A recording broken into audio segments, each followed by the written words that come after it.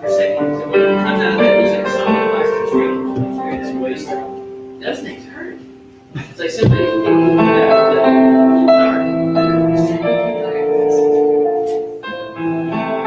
See, maybe here something.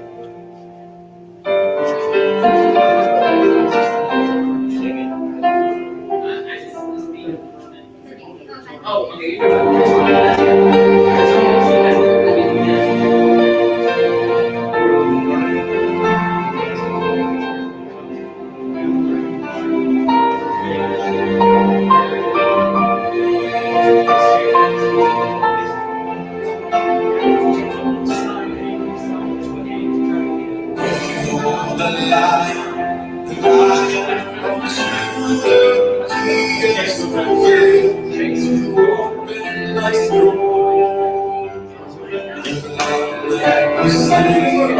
He has redeemed us from every tribe, people and tongue.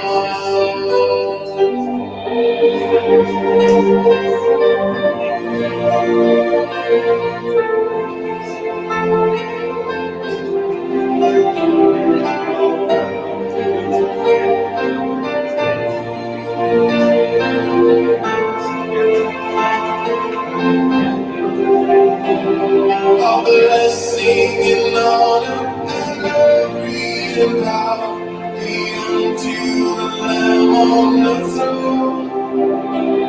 All power and riches, all wisdom and strength belong to Him forevermore.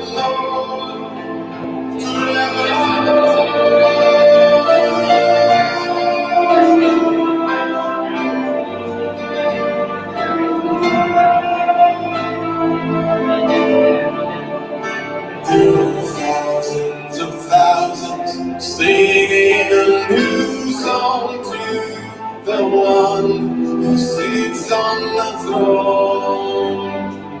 And every creature in heaven and earth sing praise to the one who reigns forevermore.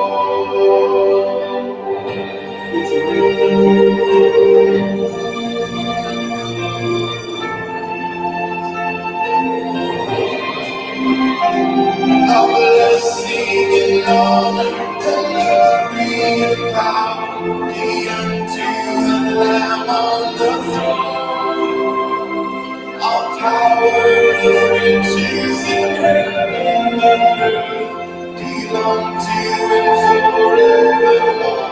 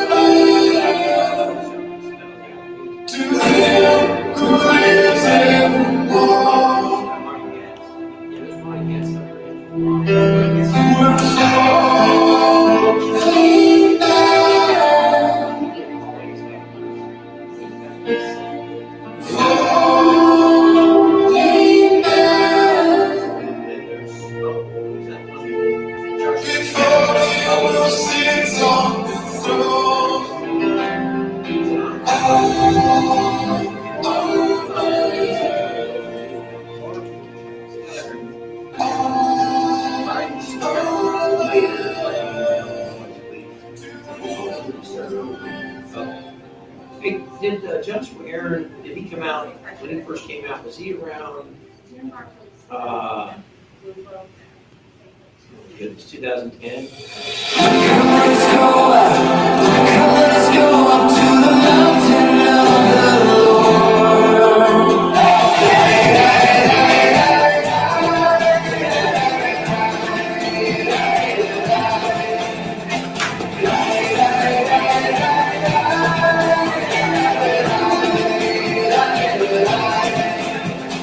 Who can ascend his holy hill? Who can approach his holy place? Only the one with clean hands and a pure heart. Who can ascend his holy hill? Who can approach his holy place? Only the one with clean hands and a pure heart. Come, let us go up. Come, let us go up to the mountain of the Lord. Come, let us go up. Come, let us go up to the mountain of the Lord.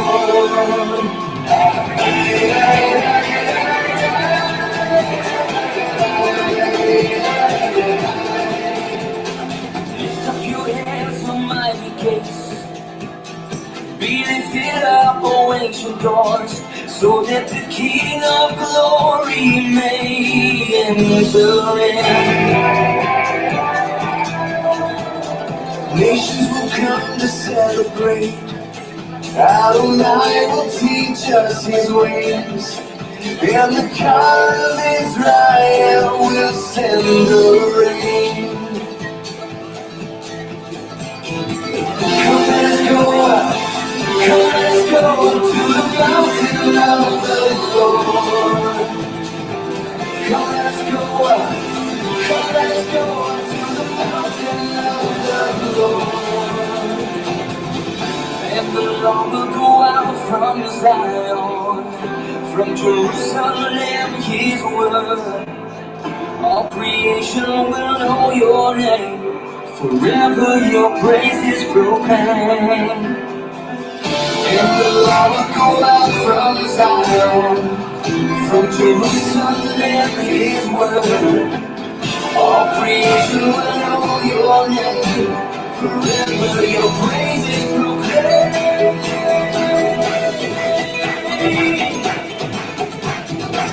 Come, let us go up. Come, let us go up to the mountain of the Lord. Come, let us go up. Come, let us go up to the mountain of the Lord. Come, let us go up.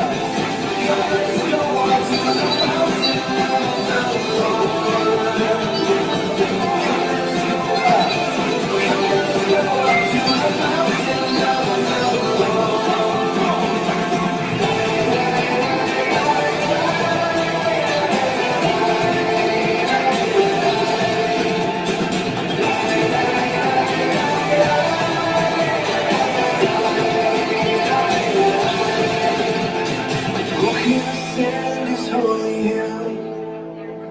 Who can approach his holy place? Only the ones who are washed by the Lamb.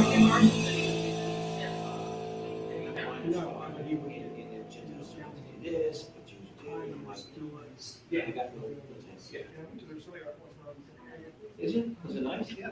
And now, the only thing I understand about that was even half, if you even really thought that was true, there's no way you probably couldn't. So, green, but you'll find. Green,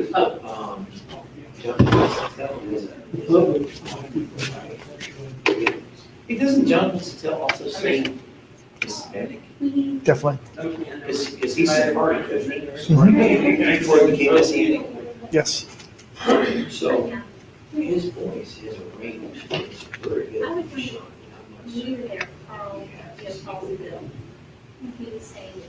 Now, there's a couple of, I can't remember the name of the choir, it's a Jewish choir, boys, that sings, it's one of my favorites, too, I can't remember the name of the darn song. But there's no Jewish music out there, musicians who are religious and sing religious songs that are very good. Oh, you don't understand my, But Let's go ahead and get started with our Midrash today. Before we do that, of course, let's read from Devarim 8, verse 10, which says, "You shall eat and be satisfied and bless Adonai your Elohim for the good land which he has given you." Let's do that. Abba, we've eaten and we're satisfied. We thank you for the land. So in Yeshua's name we thank you. Amen. Amen. All right, so this is Midrash on primarily looking at the Torah portion and Haftorah Hoshea. There are certainly plenty of things we could talk about in Luke, but the slides I have, we can certainly talk about it. I don't have slides for Luke 4, but I do have some discussion points for Bemidbar as well as Hosea. So, according to the traditional accounting of mitzvot within this Torah portion from Rambam, there are exactly 0 mitzvot. Unless you saw any, I did not see any as my reading of the portion. Didn't encounter any that seemed to be mitzvot. The taking of the census was not a mitzvah. No, because it's directed Yeah. when they do it. Now there's sometimes listed when they did take a census and they weren't directed to do so. So that is a sin, in fact, not a mitzvah. So the opposite in that sense. But, what's the one where, or why isn't the one where they are instructed on the picking up the tabernacle and what their duties are? Mm-hmm. Why would there not be any mitzvot inside of that, in the sense of not the daily duties, you pick this up, you do this, you wipe this down, you do whatever, but the part where don't touch, don't let them see you cover stuff up, and don't let them touch the holy things. Well, it is a command for a specific slice, so to speak, of people. But typically look at the mitzvot themselves, they're to larger groups of people. In the sense of, all the priests do this, which even would be command only for priests. This command's for men, this command's for women. This command is only for like the Kohathites, which would be a very small group and not big enough to be able to, it is a command, but it's not a 613 of the mitzvot that are kind of universally applicable. But in the 615, are there not a commandment which you referencing, you're not allowed to go to holy things? Well, it's universally applicable. Nobody except, 2 or 3 guys, the high priest. Well, it seems like if you have a, what do you call, say, if you broke something, then, you had to have something to break. If, God said that, you sinned, then you obviously broke a commandment of his, so I don't know if you can't call it a commandment, really. well, I think part of it, though, lies into when you're moving the tabernacle, these rules apply. Okay, but where? They're not moving the tabernacle anymore. Right, but I wasn't really going for the moving of the tabernacle as much as I was going for, they were not allowed to see them cover anything else, so that means. But that's part of moving the tabernacle. In the holy place. You're breaking down the tabernacle and moving it. True, but all Israel was never allowed in the holy of holies. Only the high priest. So isn't that kind of in there? Because only the high priest could go in and cover up the ark. Well, that's under the general, right, but that is Leviticus chapter 16. Wait a minute, okay, Look, they're none counted in this portion. Right. Are there might be some reiterated, are there? Well, no, I don't think they're even reiterated, to be honest. The reason this is, the reason that you're registering these people, they're counting the people. Well, and let's they're talk about that. Nope, I'm right, but I'm saying this portion is not really about the day-to-day operations of the tabernacle so much as moving the tabernacle, allowing them to come into it. So if you're not going to be in the Exodus, the commandments for the Kohathites to not see it being covered up is not going to count because it's not going to be covered up to be moved. If that makes sense. It's a command for a temporary period. It's temporal. And there's certainly things that would apply in general that apply to everybody more than just Kohathites, though, right? So, but an individual Israelite could go into the tabernacle and later the temple. Also, with the counting, because obviously, David was, God was punished David for counting the Israelites. So was it not so much for counting them as it was for the reason he counted, do you think? Yes, I think it was for the reason, because it doesn't really, I mean, what would be the reason for, is there a reason given for the census taken here? What's the reason? So, Bringing it up to 50. and what was David trying to do? David was counting for war, men of war. Well, He was counting to make himself feel secure. He wasn't trusting in God. He was counting it out of fear. Okay. or to gauge his own power and influence. Yeah.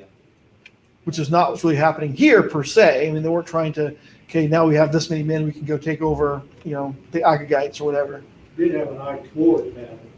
Oh, definitely an eye toward battle. So you knew how many Was it more men who were armed, as it says, could do. Several times you see that kind of a phrase.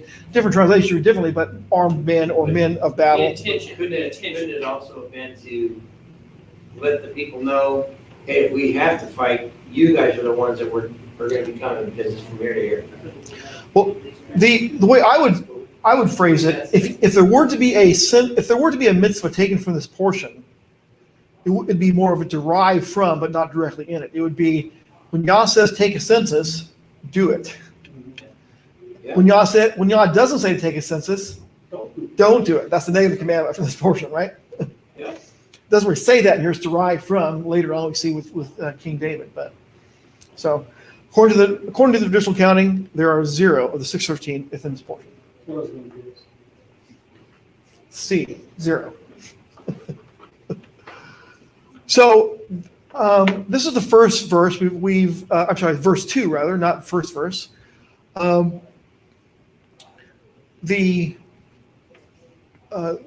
word nasa in this seu is from nasa, and we see it's related to naso, which is next week's portion. Seu et rosh, which is elevate the head. But elevate, seu, to take, perhaps, another way of translating that, is in the plural, whereas rosh is in the singular. But it says then of all the congregation, the adat of Bnei Israel, the children or the sons of Israel. So I think it's interesting that Israel is viewed both plural and singular within this context. Each individual has a head. Well, each individual has a head, but the head is singular. So you have multiple individuals to elevate. So multiple individuals are elevating their single head or counting their single head. Of course, this would be idiomatically to take a head count. That's kind of what this is. Literally, it is a literal, not really maybe idiomatically, maybe it's just literally a head count. Now, some commentaries, which I don't necessarily, I just let you know that they're out there, view this a little more harshly. They'll look at it and say that if it's a head count and we're going to elevate or lift, and if Israel doesn't follow the rules, they'll have their head lifted physically from their shoulders. So I don't really, again, so you know it's there. I don't necessarily say, I'm not going to say that I agree with that particular view of things. I don't, that's perhaps reading too far into the text. But it is a head count. It is to elevate. But like when you're looking at someone, if you walk by them, if everyone's looking down and you put you would look at them and it raise their head to come up to be counted. I mean, that's how I see it. More of people like standing in line and then raising their head and they're counted. When they look at the individual who's doing the count in the face.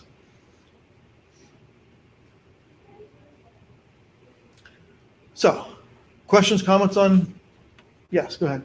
I was wondering why do you think it was important that they gave the numbers and put it in one of the 5 books of Moses? Why couldn't they have just written it off somewhere else? Why would they want to put that in along their books of their history and all their other important stuff? Well, part of it, I think, goes back to when Israel went into Egypt. there was 70 or 75, depending on your counting, right? Leaving Egypt, there's, of the men, more than 600,000 men. So has Israel grown in this time period? By leaps and bounds, right? And this is only the men, so how many more wives, how many more children are among them? You know, you're looking at, you know, more than 1 million people easily among this crowd. I mean, It's a lot of folks. a lot of folks, yeah. Also, do you think that the people that left there with them, like the Egyptians and the people who weren't, The mixed multitude? yeah, the mixed multitude, do you think they were numbered along with them? Do you think? I think the answer is yes. They're not otherwise mentioned separately. So it seems like, certainly they didn't do things right, but they kind of become, you know, if they're still walking with them, they're still part of the counting for the children of Israel. Yeah. Now, which Would tribe they are they be- counted with? Would they not have been camped in among Those tribes. each tribe? I would think Kind of so. like So sprinkled they throughout. kind of got to choose which tribe they wanted to be. Possibly. We don't really know. Tradition says that new people or converts would be assigned to Judah, but I don't know that we know that for certain among the mixed multitude. That's just not fair. Judah always gets the extra. Well, that comment's probably written by men of Judah that wrote that stuff. Possibly Cohen's as well. Come through us. I was just asking that because what if we call a stranger or sojourner decided to join the Levites? I mean, it would seem like he couldn't do that because he wasn't a descendant from Levi. Yeah, that might be, unless you are perhaps a servant or slave in the house of a Levite, possibly then you could, be counted among that, but Does So it we may say not that a know. sojourner among you is would be counted as one of yours? say that again? A sojourner among you is to be counted As one of yours, yeah, for Passover purposes, I think, yeah. But I'm not sure that, for the meal part, I'm not sure you'd still be counted as part of that for the certain part, yeah. Well, like for priests, I doubt that would apply to. No, but now, if you're gathering men at arms, Oh, it yeah. probably would apply. Of course, I don't know if you want to be a priest because they wouldn't really get their own land necessarily, or their. So we may not know which. Well, they do, we find out later they do. Well, no, but it's There's not- regulations about if you're going to buy a priest's house. Yeah, but I mean, it's not like they don't get their own, this is the land allotment for. Right, there's not a tribal inheritance for Right, Levi. Because they're supposed to be scattered among the tribes. Yeah, But they do get actual acreage. yeah. You see that later. Mhm. So we may not know which tribes they went to, but we do know probably which tribes, or at least houses they didn't. Yeah. Or didn't become fully prosperous. Well, again, it's speculation, but it's probable they would not become part of That's your the. favorite habit, isn't it? What was the Speculation. speculation? No, we're midrashing. There's a difference. Oh, that was a Jewish name.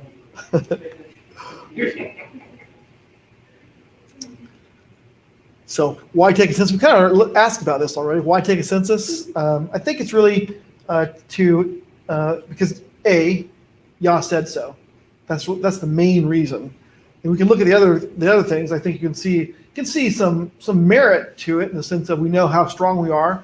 We know how we can fight or how we can engage and what type of people we can overcome. But even that is only kind of a partial gauge because oftentimes Israel wins their battles not because they're stronger, but because Yah is fighting for them.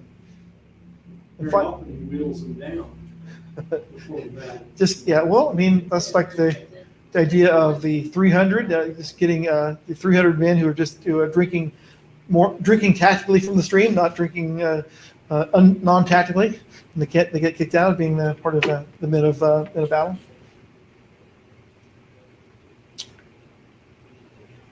So this passage talks about tribal inheritance, take a census, verse 3 is kind of what it's about here in the sense of from 20 years old and upward, whoever is able to go out to war in Israel, you and Aaron shall number them by their armies. So it is all about the fighting strength, ages 20 and above. A commentary here is that a person's tribal affiliation is patrilineal, Thus, for example, a Jew with a father from the tribe of Judah and a mother from the tribe of Asher belonged to the tribe of Judah.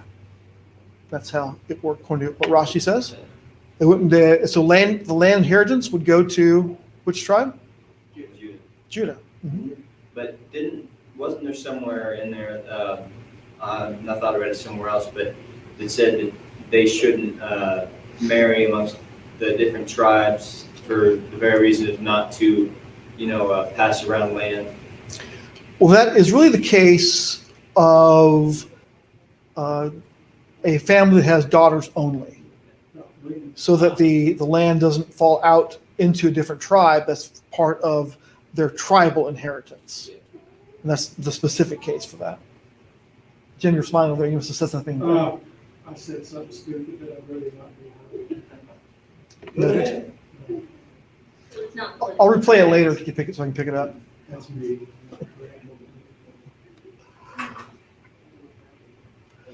So this is a listing. It's there's a cool. A lot of you probably have seen cool little diagrams of it. There's this one in this Chumash is no different. It has a kind of a cool diagram that shows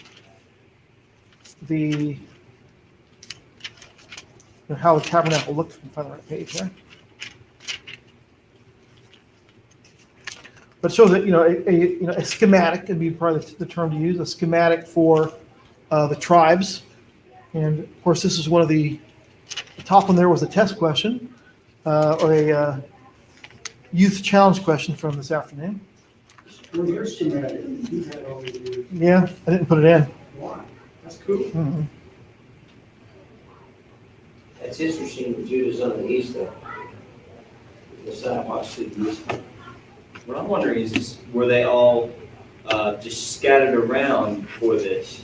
I mean, did they, like, when they came out of Egypt, did they, all go, separate into their own, tribes and left? Or did they all just kind of, just scattered, amongst each other and just went? Until this happened, it seems like God's telling them this for a reason, it would seem like that they hadn't done this yet. Yeah. Well, When when we actually read, when they're leaving Egypt, it says some translations say they came out armed. Others read it as come out by fives. And by fives is the literal translation of it. So it's like you can all agree they came out in martial formation. They came out in military formation. So there was some deal of organization when they marched out. Yeah. Well, I don't mean like that. I mean mixed up as in their tribal, So there wasn't tribe together. So like you would have 1st Battalion, 3rd Battalion, and 5th Battalion all mixed amongst each other. Well, my sensing, and maybe it's just based on watching movies, is they kind of came out of a one conglomerate horde when they left Egypt. And they didn't really get organized until the first campsite. And then they marched out. Then they, and the tabernacle was put together in the center of the formation, and they guarded it in a much more organized fashion.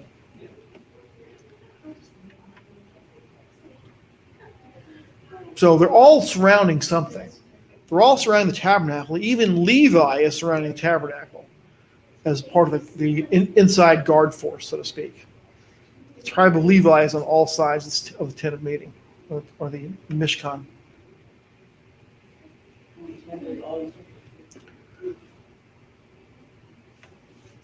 The Torah doesn't actually show us pictures of the banners or ensigns or flags.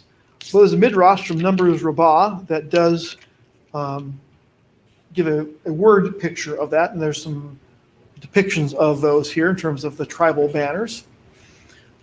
We read that each flag was different color, and of course on the Cohen, the breastplate of Aaron's for the Levites. Each tribe has its own prince, its own nasi, and its own flag or banner, corresponding to the color of its stone. This is Reuben's. Reuben's stone was ruby, and the color of the flag was red, embroidered with dudaim or mandrakes, which is That's not embroidered there. That is actually an actual mandrake. Very gnarly roots, yes. Are they related to ginseng or ginger? I've heard there have some sort of that same kind of a species, yeah. Okay. And does the word ruby come from ruby? Possibly at all. I do not know the etymology of ruby. I love playing words. Ruby was Reuben's wife. Works for me. Everybody knows, though, that Ruby's last name wasn't Reuben, it was Tuesday. Might be wrong on that. Shimon's was topaz. The flag was green. Of course, the stamp there isn't green, but it's an actual stamp of Israel. Well, that's kind of, what do you call that? Apropos? Shechem, Mhm. slaughtered son. Yes. That's Do you think he did one of that the main on differences. It seems. Why that scares me? I don't know who picked Shechem for that. I'm wondering if he did it on That's purpose. one of the major differences between the Israelites and the history of the Bible, as opposed to all the other histories. God, was constantly reminded, and Israel is constantly reminded of what it's done, good and bad. The naughty things, You would yeah. never see in England, what's it called? We're going to carry a banner of our greatest defeat and our most horrible shame of our ancestors. Well, I will say Brad, you know? that's not completely accurate. When I was in 367 armor, our unit crest was a volcano.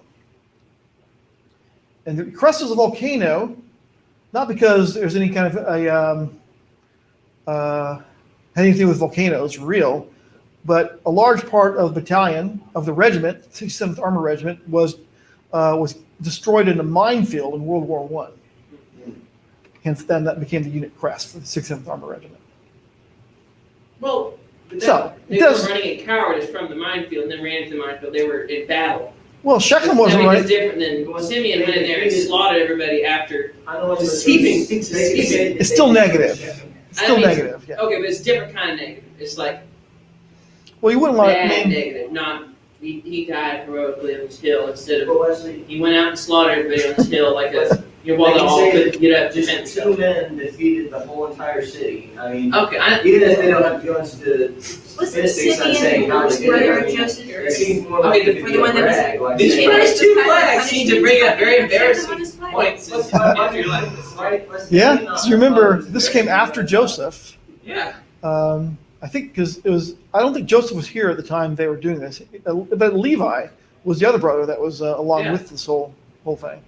Actually, I think Joseph was in the family, he was born. Yeah, but I don't know. Did this happen time-wise? Was Joseph already in Egypt or already in prison by this time? We don't know. I can't remember now, timeline-wise. This was this was before he went to Egypt. Okay, I'm pretty sure. could well be, but certainly, Because they moved from Shechem. And then he comes back down to Shechem and then Dothan. okay. It seemed to- Wesley, they were thinking, I mean, like, they were thinking like they were. George Jacob about had a heart attack when he heard. I know what's the they were thinking they were shaking their sister. Basically, they were like, yes, they were, I said, they were. Well, George God himself said that they were terrible. I know. No. Okay, I know about that. Moving on. Levi. Of course, Levi had the Urim and Thummim embroidered on it. Yeah.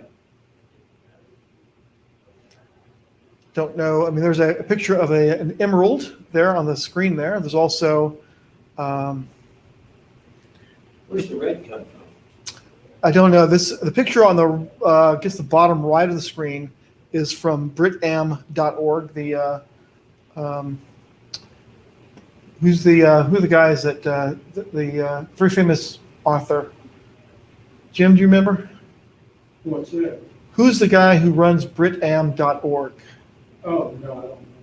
But you have that, I know you have British Israelism. not that. I mean, you have that. I think it's the rose that you have, or you looked at. Oh, it's the red, the Tudor rose essentially. Don't know his name. Yeah, we've watched videos from him in the past. I can't remember what his name is off my head either, but he's an Orthodox Jew that believes that the tribes of Israel. Does he talk really funny? They all talk in this deep, kind of Spanish voice. Curly mustache. No. He does have an accent for certain. Okay, I think you gave us a short video clip of him. There was a video clip of him on my stick. Yeah, so. Yeah. Okay, yeah, I know what you're talking about. But yeah, he's written books that kind of describe the tribal characteristics applied to Europe or European countries. Really? Reuben, France. Yes. Dan, the Danes, probably. That's a joke. Yeah. Okay. Well, I don't know. I mean, Reuben, sexual problems in France is going to. Yeah. what about Italy? I mean, that seems like. Next. All right. Next. Judah, Yehuda, a carbuncle or garnet. The flag was something like the heavens. Embroidered on it was a lion. There's the lion of Israel there for Yehuda. So that could mean like a black Who flag gets a with carbuncle? white dots for stars, or beautiful blue flag. Yeah, carbuncle is kind of a catch. Phrase. Yeah. Different types of. Sapphire would have been better. But, who knows? Which may mean they didn't know that. Yizakar Is this sapphire? was a sapphire, and the color of his flag like antimony. Embroidered on it was the sun and the moon, an allusion to text, and the children of Issachar, men that had understanding of the time. So according to tradition, the tribe of Issachar was the one who would know when and if to extend the calendar to make it an additional month, either before, before Pesach or Chag HaMatzot, or even before Sukkot. So if you're a NASA scientist, make sure to look in your past, see if you might be in this. Well, the problem is, of course, how do you determine if you have DNA of Issachar? Do what? You have to have. How would you something determine start if there's DNA of Issachar? Is Issachar one of the quote-unquote lost tribes? out. Mhm, yeah. So how do you know? Yeah. Go digging some graves. If you have a severe desire to study the stars. Maybe you have a lot of blood, plutonium in your blood. If your blood is radioactive, then probably. Yeah. Issacharian. Zebulun. Diamond. Everyone wants to be part of Zebulun, right? Because they're diamonds. Zebulun shall dwell at the shore of the sea. According to tradition, Zebulun provided the financial support that allowed Issachar to do their studying of the times and seasons, so they went to fish and work as a fisherman. Those bankers. They're the boatists, had boats. Banker might be, it doesn't say they were bankers, they were supporting them, more like they're the workers, while allowing Zebulun to They work so they can Open their learn scrolls. poets right, so they can listen to them. As They they work. started voting someone's. they need their financial support, yeah. Dan. Dan, yes. Jacinth, and Hebrew word is Lashem. I think that's something I translated differently as well. Dan should be a serpent on the way. It says the color of his flag was similar to the sapphire, or to the sapphire's color. That's the picture there. But why do you think there are scales there on his flag? Because they are a judge. Because Dan, of course, means Because the serpent's judge. got scales. The word Dan means judge or judgment. Because the serpent has scales is not the correct answer. But it's very, very witty. We'll be the judge of that. Gad, or God's stone, was an agate, and the color of his flag was neither white nor black, but a blend of black and white. My mind might be gray. On his word, a camp, an allusion to the text, Gad, or God, a troop shall troop upon him. Agates. I like eggs. Naphtali was an amethyst. And the color of his flag was like clarified wine of a not very deep red. Embroidered a hind. Allusion to text, Naphtali is a hind let loose. So if you're good at running and jumping, you might be That's an Naphtali. old name for you. Hind, yeah. That's because anytime you tried to hunt one before motor vehicles, you were left behind. Mom! Well, do you have all these stamps? What? Do you have a collection of all these stamps? No. I was just wondering. It'd be nice, but no. I have pictures of the stamps. It's not quite the same thing. We can cut it. Stick them on something. Yeah. Stamp fraud. Now, one of the things I did notice on the stamps that we show here, it's funny in a sense that the stamp shows it's not just in Hebrew, right? It has Israel written in English as well as the word Naphtali in English at the bottom of it. Yeah. I like that. I like that. It's because international trade is shipping is English. Makes me feel proud. But Next. It looks like the word Israel is also written in Arabic there underneath it. yeah, that is over. Yeah, they didn't want them to forget whose land it was. Asher was beryl, and the color of his flag was like the precious stone with which women adorn themselves. An olive tree was embroidered on it, an allusion to the text, as for Asher, his bread shall be fat. So see the yellow background and the green tree on it? This underneath it says Golani Shali, which means my Golani. It's the symbol of the Golani Brigade. What color is beryl? Beryl varieties are shown on the screen. Actually, isn't emerald a variety of beryl? Yes, emerald, helidor, bixite, aquamarine, maxixi, morganite, goshenite, and trapiche emerald. Yeah. They have all that in. That always drove me crazy because it said beryl in there, but beryl comes so many different I do not know. styles. They're good because they didn't know the exact one they had. I think somebody made this up. Maybe. Yeah, who gave them the stones though? I mean, the color. Stones. They have to have. Now, obviously, whoever founded Little Debbie's must be from the tribe of Asher. I mean, Explain. I don't get the. well, that bread, that's the fattest bread that I've ever tasted I in see. my life. Gotcha. Savage? Little Debbie's fat cakes, not Little Debbie's snack cakes. Yosef, an onyx. The color of his flag was jet black. The embroidered design on the flag was Egypt because Ephraim and Manasseh were both born there. Of course, on the stamp, it doesn't look like that. What's on the stamp? The Joseph collection of grain, I think, is on the stamp. Wasn't Egypt really, really crazy about black, but ebony and that stuff they use in their eyes, and It's beautiful. all sorts of other stuff. Their hair was black and all that stuff. I mean, they seem to be big with black. But they were well grown for anyone. Next. Anyways,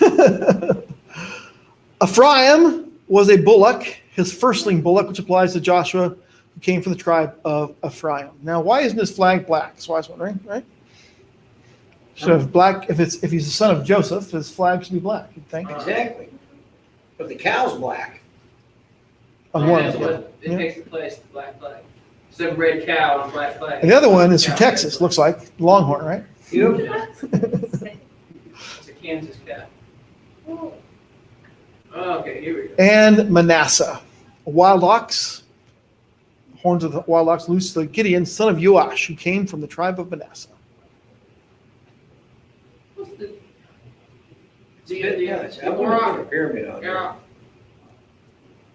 What? The original wild cow that was just have, huge and mean, what's it called, the era? Or, no, Longhorn? I'm sorry, I do not know. don't talk about that. Pass.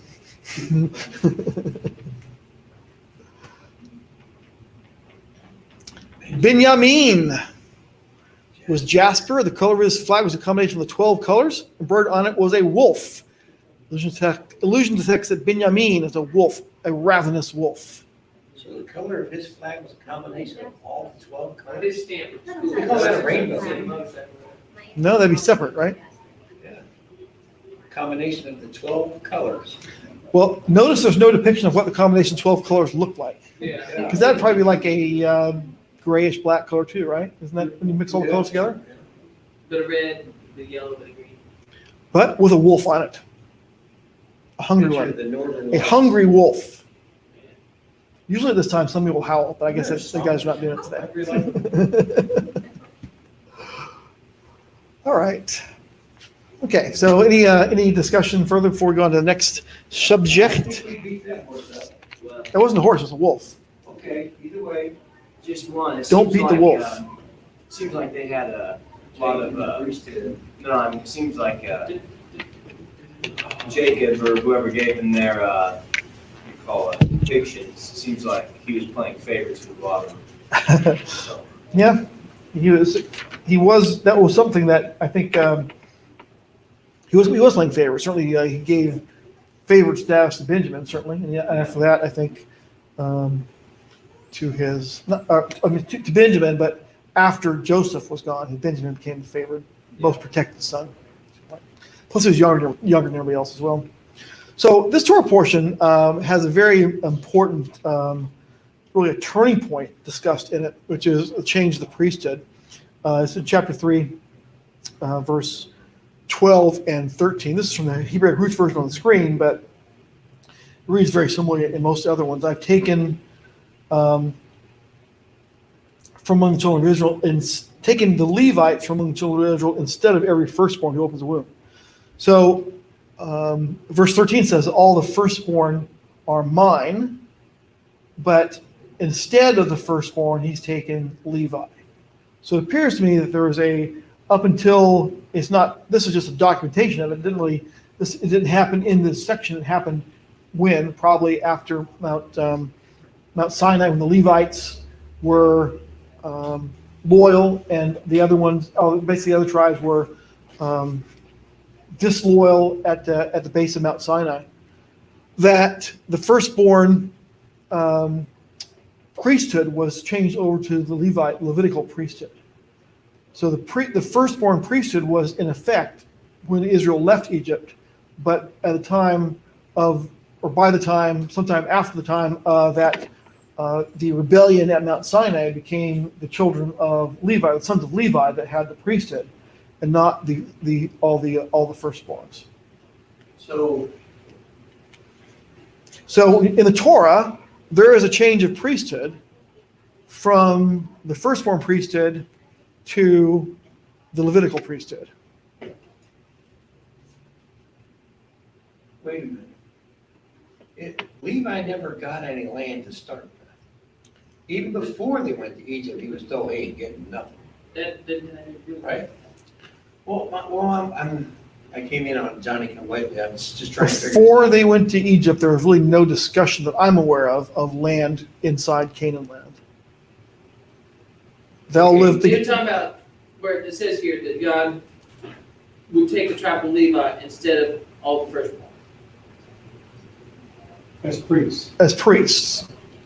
So the land thing follows the priesthood, but I think the priesthood was designed to be the firstborn priesthood. I could be wrong, but didn't he kind of make Levi, the descendants of Levi, his priest, as priests, as a kind of like a punishment? No. No, it's a It seemed like reward. that was a reward. It's definitely a big reward for their faithfulness when they were willing to slaughter even family members who had been in rebellion to Yah. Right. They stood with Moses on the other side. They stood with Moses. Now, certainly, you could say it's an inside job. I mean, the priests, the Levites, are different than the sons of Aaron. Okay. sons of Aaron are Levites, but a specific line. Yeah. Uh, I'm just trying to figure, I never heard this before about the firstborn were to be the priests. The first priesthood or something, whatever. Well, verse 3:12, and I behold, I have taken the Levites, Leviim, from among the children of Israel, instead of every firstborn that opens the womb. Okay. I see, all right. But there were more firstborn than there were Levites, so that doesn't mean that the firstborn is no longer God's. They still are. That's why you have to pay a redemption for them still. There was like X amount of Levites. They take that same X amount of firstborn, that's who those Levites redeemed. Everybody outside of that number, you still have to redeem those firstborn. Even today. So that didn't say God didn't take the firstborn as his anymore. Just didn't take them as priests.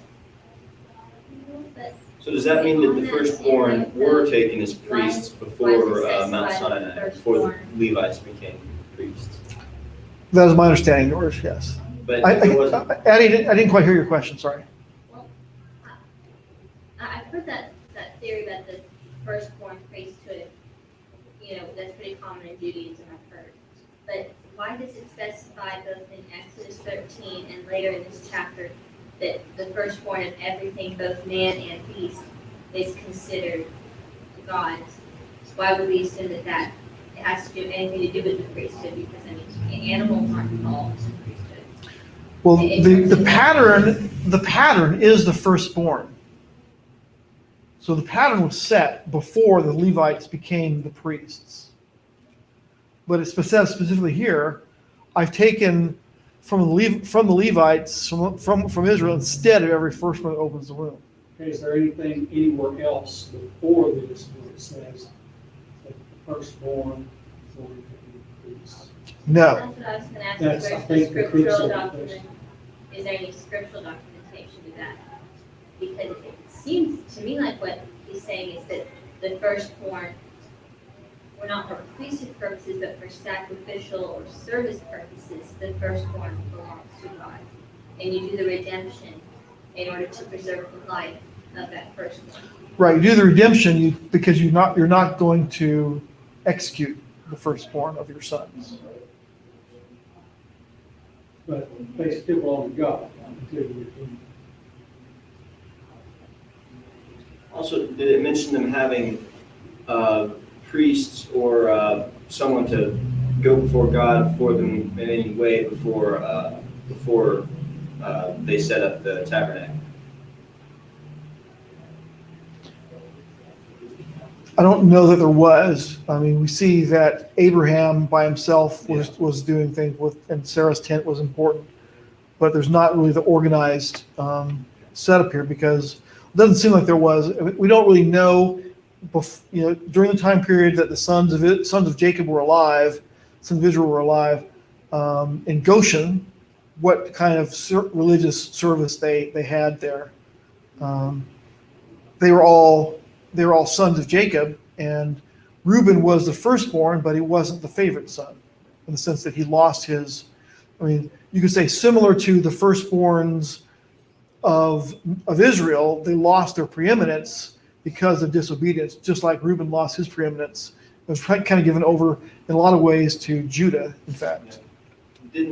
Wasn't I heard someone say that Melchizedek was priest to God. Right. But would he have been a priest to God, seeing as he was priest to a foreign king, king who wasn't really of Israel, or I wasn't of what do you call it? It didn't seem like he served God really.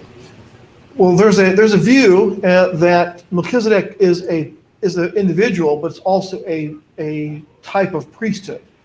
We see that in the book of Hebrews, there's a Levitical priesthood, and there's a priesthood according to Melchizedek. And part of it is, was it 1 Samuel 18, where David's sons are called priests. And in what manner would David be a priest? Not of the Levitical order, but perhaps of a different order, perhaps the Melchizedek order was a kind of a lineage thing of the leader of that generation, perhaps would be that of that Melchizedek order. Seems to be opened up a lot wider now after Yeshua was executed and resurrected. Let's move on. I mean, there is a lot of discussion about instead of every firstborn, in the sense of a change of priesthood. Now, one of the interesting things is there's a lot of discussion in Hebrews about the change of priesthood. That's in Hebrews 7. That's a primary place for that. So I would just actually maybe jot those scriptures down, look them up at a later time. But for interest of brevity, I don't want to really go into all the details of it, but I will look at, I don't know if the next slide shows, yeah. The one slide I'll look at here is in chapter 1 of the book of Revelation, Hikalut, in Hebrew, Giliana in Aramaic. This is from the Vashida text of Hebrew of Revelation. It says, starting in verse 5, and from Yeshua the Mashiach, there witnessed the faithful, the firstborn of the dead, and the prince of the kings of earth, who has loved us and released us from the sins of his blood, and has made us a kingdom of priests to Elohim the Father, to whom be glory and power forever and ever. Amen. So, what I'm seeing in this firstborn priesthood again would be in a sense, a change of priesthood back to the original priesthood of firstborn, but it's not in our necessarily our firstborn in our own flesh, but rather based on Yeshua's being the firstborn from the dead priesthood, or you could argue the first in preeminence of everything. And so the Greek text often reads or translates to, he's made us kings and priests, but the Aramaic says a kingdom of priests, which I think aligns much better with Scripture, because it harkens back to the firstborn priesthood. In my view, the kingdom of priests was what Israel was when they left Egypt. They were unfaithful, so it became the Levitical priesthood. And with Yeshua, I think I see it being moved back into the kingdom of priests at some point, either now or in the future, as a kingdom of priests in that sense. With Revelation being some things here now, but mostly not yet, I think, with Revelation.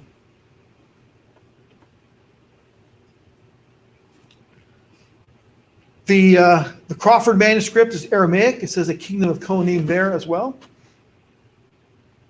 So the Peshitta reads, the Peshitta for Revelation is it's in the Peshito, not the Peshitta. It's part of what's called the Western Five books that came after the Peshitta was canonized, so to speak.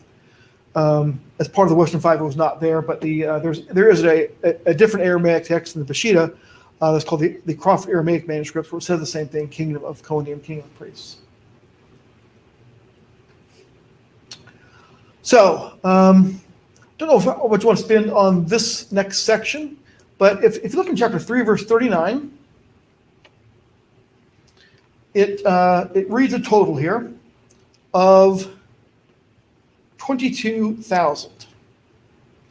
All the registered ones, the Levites, whom Moshe and Aaron registered at the command of Yahweh by their clans, all the males from a month old and above, were 22,000. So that's how it adds up. But if you're to add the individual numbers together, it comes up to be a different number. There's 300 missing individuals. And so why were there another 300 that were not included? And if there's a lot of words on the slide, but I will say that what the common answer, the common math question, saying, just argue that Moses wasn't bad at math, that he actually could add, but there was 300 exemptions, and they're exempt because the 300 were already firstborns.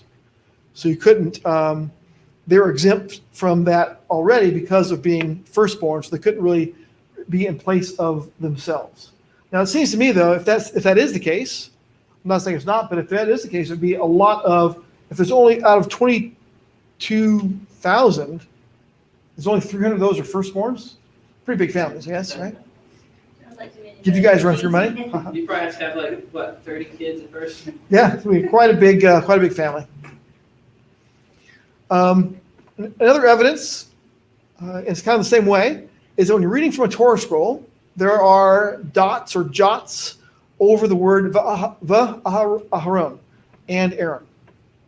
And what they say about that is that every time there's dots over the word, there's a purpose of limiting and excluding something. So what's excluded here is the firstborn, according to tradition. Here's a story from Talmud Bavli that says, a Roman general named Contricos, possibly Quintus, questioned Rabbi Yochanan ben Zakkai, in the detailed record of the numbering of the Levites, you find the total is 22,300, whereas in the sum total, you only find 22,000. Where are the remaining 300? He replied to him, the remaining 300 were Levite firstborn, and a firstborn can cancel the holiness of a firstborn. He replied to him, the remaining 300 were Levite. Okay, I read that. So comment, in other words, Aaron and the 300 have already belonged to Yah, therefore they can't be double counted. That's kind of what it turns out. That's the answers in terms of why the math question. When you look at the individual numberings, you get 22,300, and why is there 22,000 only one's name? That's the traditional answer there. I don't really have another answer, certainly not a better one. Well, would it be a terrible thing if, Yes, it'd be so terrible, awful, what- terrible. Huh? Yes, awful, terrible. I'm sorry. Please. Well, I'm saying would it be the worst thing in the world to just say that some scribe made a mistake and forgot to add or something? He was just giving rough numbers. What the word's missing is roughly. It's roughly 22,000. Why are there so few Levites? I mean, it's Comparatively, because the other tribes are in the 50,000 range Yeah, typically. I was looking at that and comparing, I was thinking, this is strange because there's so few. Mhm. It could be because all the other tribes were swelled from that mixed multitude too.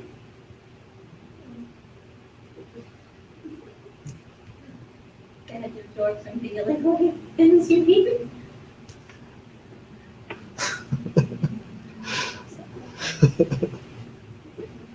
I am not even gonna go there. Okay, so Dixie wants to know what questions you have on the Torah. We still have Hoshea to study. She wants to know when's lunch. Or mostly, probably not. They're out. Dixie and Cece are out playing somewhere, so probably going to be. Are you hit the ball now or not? Okay, Hoshea.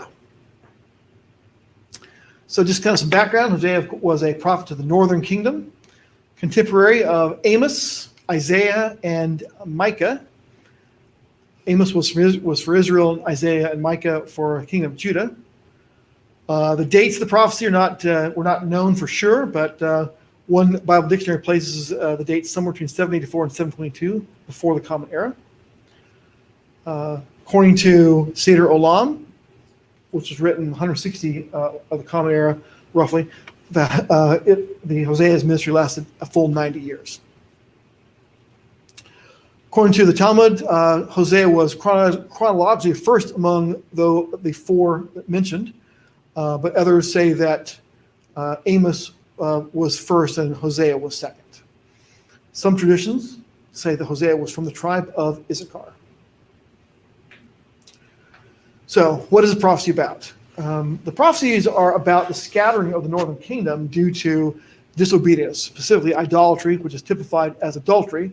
Northern kingdom we see is written as Israel, Ephraim, or Joseph. Those are parallel terms. Using the names of the sons of his adulterous wife, Hosea tells us that Israel will be scattered, Jezreel, to the nations, and will be shown lo ruchama, or no mercy, and will become lo ami, or not my people. Yet Hosea doesn't leave Israel without hope, as we see in the first verse of our reading, that the number of the children of Israel will be as the sands of the sea. We also see that Lo Ami will become B'nai El Chai, or the children of the living God, children of the living El. And that Paul seems to connect Hosea's prophecy to Gentiles from the nations coming to faith in Yeshua. We also see that in 1 Peter chapter 2, verses 10 through 12. It also indicates that the end of Lo Ami, end of not my people, and the return from exile begins in their day, and that is in Paul's and Peter's day. So in the passage before our portion begins, the passage is from Hosea 1:9. It says, "Call his name Lo Ami, for you're not my people, and I am not for you," or something along those lines. So then the very next verse, either 1:10 or 2:1, begins this way. It says, "Yet the number of the children of Israel shall be as the sand of the sea, which is not measured nor counted. And it shall be in the place where it was said to them, you are not my people, they shall be called, you are the sons of the living El." So it only was one verse difference between be called Lo Ami to becoming you are the sons of the living God.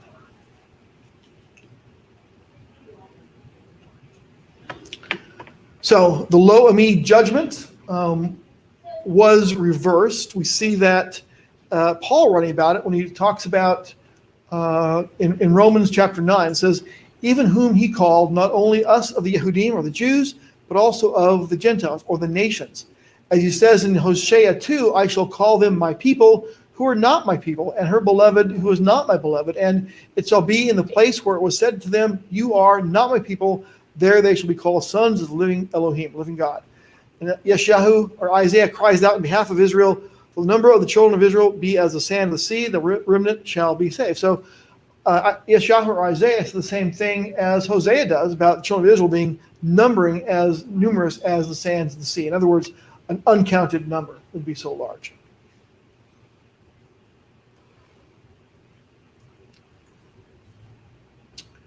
So the regathering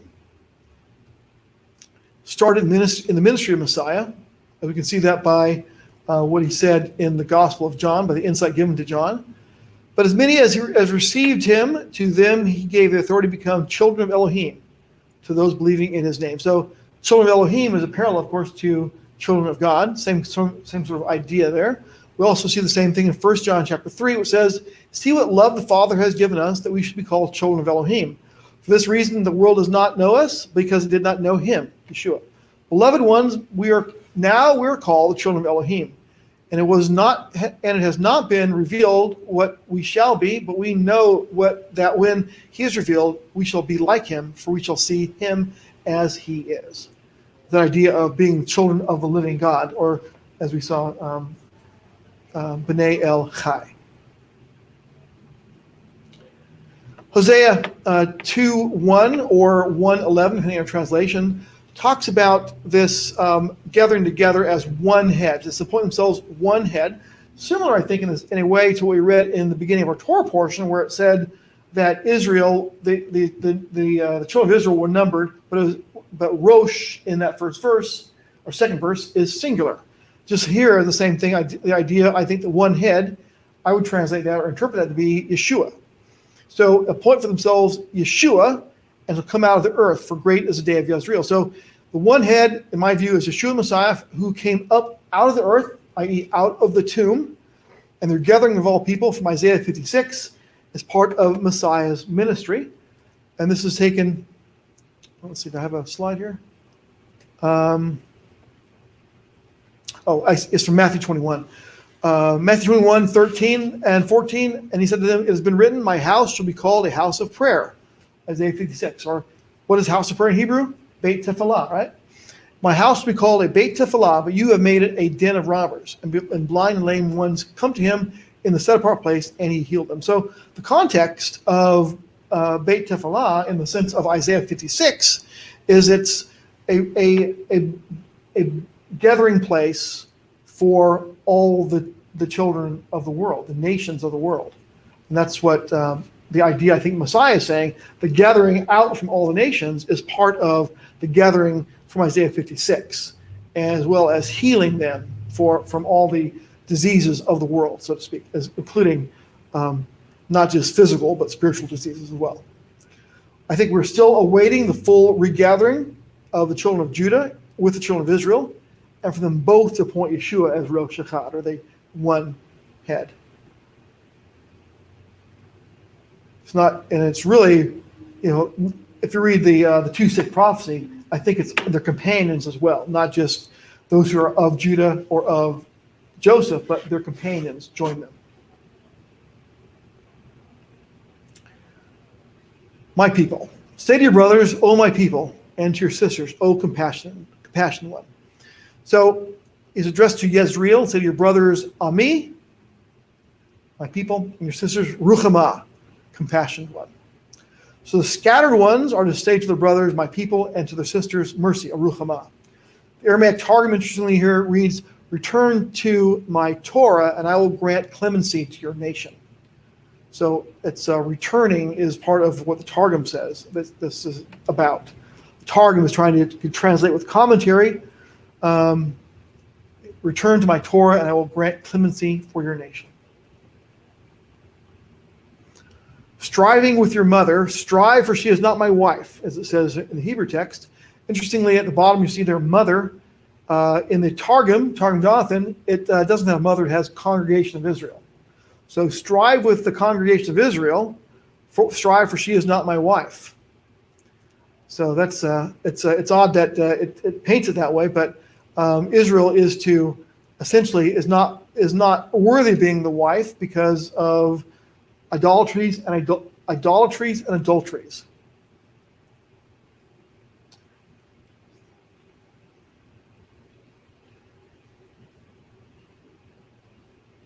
Dry and thirsty. This talks about in verse 20, I guess maybe verse 5 or verse 3, depending on the text. Shall make her like a wilderness, and shall set her like a dry land. Targum Jonathan says, I'll remove my Shekinah or my Shekinah from her and take away her glory. We see that water and Torah, water rather, has euphemisms for Ruach, for spirit, as well as for Torah. We see that. And potentially the dryness refers to Deuteronomy 29 that says, this is oddly, I used NIV for this because I think it reads actually the closest to the actual Hebrew text. When such a person hears the words of this oath, he invokes a blessing on himself and therefore thinks, I will be safe even though I persist on going my own way.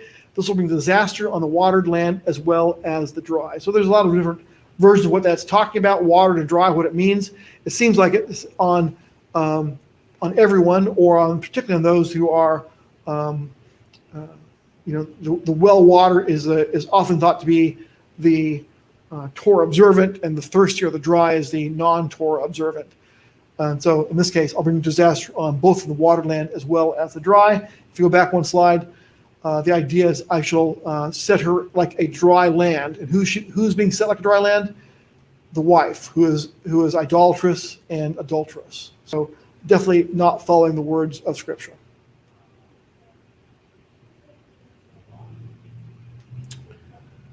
Text from Hosea 2, 7, and 8. This is, I won't read the whole thing, but for she said, I go after my lovers who give me my bread, my water, my wool, my linen, my oil, and my drink. And then later on, it says, verse 8, she did not acknowledge that I gave her grain and new wine and oil and increased her silver and gold, which they prepared for Baal. So the wife here is going after who thinks her lover is providing these things for her, but Yah says all the time it was from him, and yet they prepared their offerings from that for their adulterous husband, Baal. So the dryness, tzivah in verse 5 or 3, and sanata kind of sound alike, so maybe a wordplay between dryness and shamelessly, possibly. But the bottom line here is that Israel falsely attributes the blessings to her pagan lovers instead of from Yah, who's actually the source of her blessings. So this is the idea that she is really preparing these things for Baal. It says, verse 9, therefore I shall turn back and take from my grain in this time and my new wine in this time, or in season. So the things that he's given her, he's going to be taking away from her. Verse 10, and now I shall uncover her shame before the eyes of her lovers, and no one shall deliver her from my hand. So her false lovers, her Baalist lovers cannot do anything to stop the wrath of Yah against her. The blessings are from Yah, but they honored Baal for them, Baal for them. The blessings will be removed and leaving Israel's sins to be exposed. And cause her Moedim to cease. Now, I think that opponents of Torah can look at this and say, well, new moons and Sabbath, appointed times, they're going to cease because they're not of God. He's going to take them away. But I think a key understanding this, I shall cause all her rejoicing, her festivals, her new moons, and her Sabbaths. So even though you can be pagan, you can celebrate these things, but if you're honoring Baal when you're doing them, you're not doing it right. So that means it's her rejoicing in her Sabbaths and her festivals, which may or may not be his festivals. Probably not, right? Because you take those away. I shall make them a forest, a land of forest, and the beasts of the field shall eat them. So to cause to cease actually is from the same root word as Shabbat, v'hishbatav, bati, and v'shabbatah. So to cease, or to cause to cease, is it's the same root word as from Shabbat. So I'm going to cause to cease, just like Sabbath, it's to cease from work. We know that Jeroboam is one of the ones, or who's the one who instituted mixing things with paganism. We see that in 1 Kings, where Jeroboam performed the festival on the 15th day of the 8th month. Like the festival was in Judah, we offered on the altar. Did at Bethel, slaughtering to the calves that he made, and Bethel he appointed the priests of the high places which he had made. So celebrating the feasts, with the wrong way, the wrong place, the wrong attitude, and to the wrong deities kind of doesn't really, it makes it so that you are a stench in Yah's nostrils, not honored for keeping them, but dishonored because you're willfully disobeying, because you're knowingly going after foreign gods, contributing the foreign gods to Yah. Continue reading. I shall punish her for the days of Baals, to which she burned incense and adorned herself with rings and jewelry, went after her lovers and forgot me. So we're going to continue on the same kind of a topic, but no longer called my Baal. We'll see that in just a minute. So she was going the days of the Baals. Punish her for her days of Baals is the times, the seasons that she's gone after false gods, not Yah. It's not necessarily saying adorning yourself with rings or jewelry are bad, but you are adorning yourself with her rings and jewelry, in other words, to tempt Baal to like you more. Her lover, if you will. Israel adorned herself to look like not Israel. In other words, to look like someone who's going after the Baalists, the foreign gods. And she put on the rings of her lovers and took off the rings and wedding garments that were given by her actual husband, Yah. She forgot Yah in the land and would forget Yah when exiled, and would continue to look like not Israel. Petah Tikva, or the door of hope, is as a text. Verse 15, and give to her vineyard from there in the valley of Achor as a door of expectation, or door of hope, as Petah Tikva is typically translated as. She's drawn to the wilderness and were given to the Emek Achor, valley of trouble, as a door of hope, Petah Tikva. So, as a factoid, in 1878, Petah Tikva as a town became the first settlement in modern Israel. Mitzrayim, as you probably already know, from the word Misra in Egyptian. Mitzrah, I think, is how the Akkadians would say it, but Mitzrayim is a Hebrew term for Egypt, and Mitzrayim is a euphemism for trial and tribulation and trouble. Israel will get a new youth, a second chance to leave trouble behind, a rebirth, to go across Yam Suf, and once again to have Israel's heart once again turn back to Yah. Even though she looks like Joseph, she looks like an Egyptian. Who is the door of hope? It's Yeshua. Yeshua is the door of hope. We see that putting together two passages or more. Yeshua is the door from John chapter 15, and the hope of Israel in Acts 28:20, and Paul says, "For this reason, therefore I request to see you and speak with you, for I am wearing this chain for the sake of the hope of Israel," who is the Messiah, of course, who is Yeshua. Ephesians 2:12 says, the allured part is in the text as is time past Gentiles. My understanding is from before being allured, these who are in time past Gentiles, they're separated from Messiah, strangers to the covenants, excluded from the Commonwealth of Israel. And Ephesians 2:12 also says they had no hope. So going back to who is the hope of Israel, that is Yeshua from Acts chapter 28, who's also the door of hope from John 15. Putting it together, the Beit from Hoshea is Yeshua, the door of hope, and that of whom is referred to in John 15, Acts 28, and Ephesians chapter 2.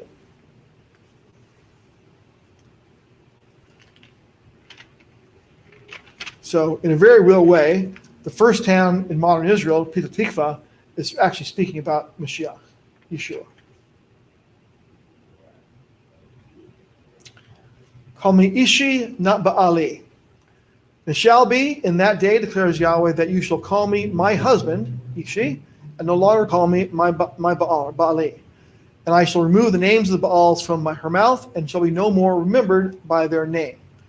My husband, and coming out of Egypt, connect directly to Pesach, the wedding bridal terminology Yah uses from Exodus chapter 6, verses 6 through 8. This is from where, of course, the 4 cups of the Passover are drawn. It's the wedding language of bringing you in, redeeming you, taking you as my people, and bringing you to your own land. So there's an aspect here that we're going to talk about, but there's also some other things to talk about. The husband or man versus the master aspect of the phrase, Ishi versus Baali. One is more compassionate, one is more overlord, in a sense. We'll talk about this in a little bit, because Baali can also be translated rightfully as husband. But we see Yeshua makes a possible reference to the same different kind of relationship in John chapter 15, where it says, "There is no love that's greater than this, that a man should lay down his life for his friends. You are my friends if you do all that I command you. No longer do I call you servants, because the servant does not know what his master does, but I have called you my friends, because everything I have heard from my Father I have made known to you." This is the Aramaic text of John chapter 15, but there's a couple things that's interesting here. The difference, of course, being servant and being friend, but the friends is from the root word, from the racham is the root word there, which of course is when it says lo ruchama, that's the opposite of that in the feminine form, which is what no mercy, right? So friends is ones who you have mercy in that same kind of sense. Rachma in Aramaic, friends is a translation of that, but I think it's very interesting that it has it that way. Pachad is the word for command in the Aramaic text here. So there is a potential aspect of the difference between a master and a friend, or correction, being a servant and a friend from this. But I want to kind of do a bit of a digression. You've probably seen this text more than once. This is from the New Covenant or Renewed Covenant, depending on your understanding of this text. And it says, quote, "Not according to the covenant I made with their fathers in the day I took them by the hand to bring them out of the land of Egypt, for as much as they broke my covenant, although I was a husband over them," says Yahweh. So the "I was a husband," this is the continuation of that. It's the New Covenant or Renewed Covenant section. And I'll just skip to the next one. I'll put the Torah in their inward parts, and their heart I'll write it. That's a key text of that. So the text in Hebrew uses the word Baalti. Baalti, of course, means what? A husband, or a Baal to them. So I think that you see it also the idea of Baal is the rule, says in the you see the text there, Baal, to marry, rule over, to be married. The husband here for your maker is your husband. Your husband is Boalik in that text. So it's the idea of husband is still something that that's perfectly fine, and you're not going to say, no, that's bad, you're becoming a Baal. Well, the thing is, Baal is a perfectly good, a good Hebrew word. If your maker is your Baal. So I think that the text didn't quite show up there. Baal leak, sorry, I think I didn't, on the other ones, I made a screenshot, so it's a picture. This one I didn't do that, so the Hebrew text doesn't show up on the computer up there. But the idea is that Baal is a perfectly good Hebrew word that means to husband or to marry. And the prophets describe Yah's relationship with Israel as a husband with the root word of Baal. So what's going on here? Well, it's an attribute of Yah, but I think it's been usurped by the pagans. Pagan cultures usurped this attribute, twisted it, and applied it to a pagan fertility god, but pagan twisting doesn't change Yah's attributes. So what's going on then? Well, Lord, Master, Baal. So if someone uses the word Lord, this is in there just for a put your pagan hammers down. Don't call somebody a pagan if they use the word Lord, because Lord, if they're saying we call somebody Baal, well, guess what? That Baal is a perfectly good Hebrew word that is in the text. It's in the Hebrew text of the Tanakh, and is a perfectly good word that is actually a description of Yah, but has been usurped by the pagans. So what's going on here? Well, I think that since even though Baal is a perfectly good Hebrew title for Yah, it seems possible that at the time of Hoshea, the pagan culture attribution of Baal as a foreign deity opposed to Yah was so strong that it needed a distinction.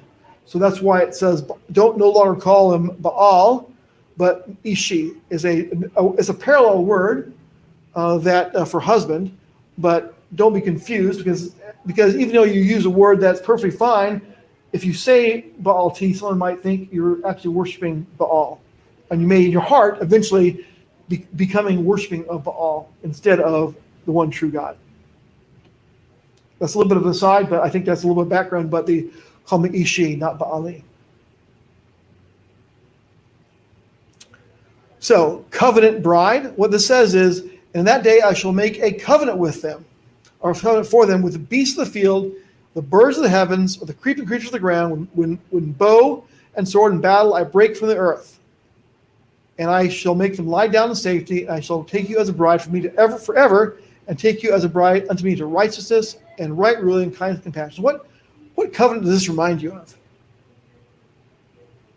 I don't know if it says it directly in here, but there's a covenant called the covenant of peace that seems to be very much like this from Isaiah. There's no more, the animals lying down together, war is broken from the earth, and then I take you, Israel, as a bride to me forever. Even though you have fallen away from me, you become unrighteous, now you become righteous. So, covenant, I said Isaiah, I think it is Isaiah, but covenant of peace, Ezekiel here on the slide. The covenant of peace with them and eliminate harmful beasts from the land. In Ezekiel chapter 34. And Jeremiah talks about the new and renewed covenant in 31, which we read a little bit about that already. Dixie wants to know, why are your ears pinned back? She's in a field of clovers. Field of clover. Wondering why she's so bored and that no one's throwing any balls lately. Looks like she just got up and laying down. She's bored. She's hamming it up. She said, oh, get my good side. So, what are your questions? Any questions? All right. Well, let's pray. We thank you for the blessing of this day, for this the Shabbat that's ending now. We thank you for all your blessings, and thank you for Ruach HaKodesh being amongst us. In Yeshua's name. Amen. Your sunset. Are we doing Havla here? It is sunset now. We're not doing Havla here, though. Ready, break. Does he say hot there? Havdalah. Oh, Haftorah. You're thinking of, you got spices on the brain. He's still thinking. I got wax fingers. Ghost peppers. Trinidad scorpions.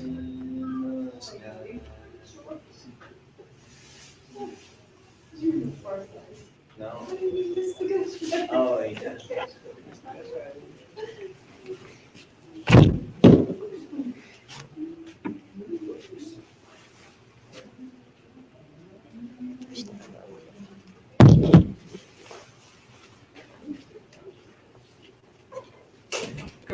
So does this go, back over there where it was before, or does it